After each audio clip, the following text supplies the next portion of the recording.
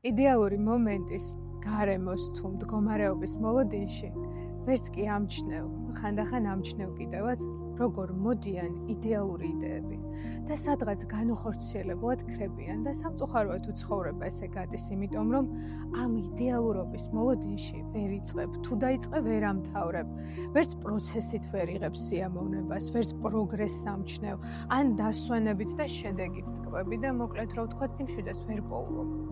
და ეს ყველაფერი იმიტომ, რომ სადღაც დაგაჯერეს, ან დაიჯერე, რომ მხოლოდ უშეცდომო ხარ იდეალური, მისაღები და იმსახურებს სიყვარულს და თუ შეგეშლება უარყოფენ და მარტო დარჩები. ხო და ესეთ სიტუაციაში მარტივია და ლოგიკურია თუ შეცდომებს გაექცევი და იდეალურობას დაუწყებ ძებნას. პერფექციონიზმი არ არის მაღალი სტანდარტები, ეს არის სხვადასხვა მიზეზით გამოწვეული შეცდომების შიში. და მინდა გითხრა, რომ შეცდომა არ არის ის, რასაც ღირს რო გაურბოდე. პირიქით, ეს არის წერტილი, სადაც უდიდესი შესაძლებლობა გეძლევა ზრდის თუ დასვამ ერთ მნიშვნელოვან კითხვას, რისი სწავლა შეგიძლია აქედან.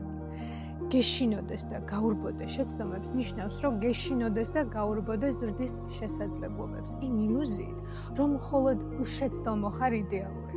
არადა თუ კარგად დააკვირდები, ზუსტად შენი არაიდეალურობაა ის, რაც უნიკალურს ხდის.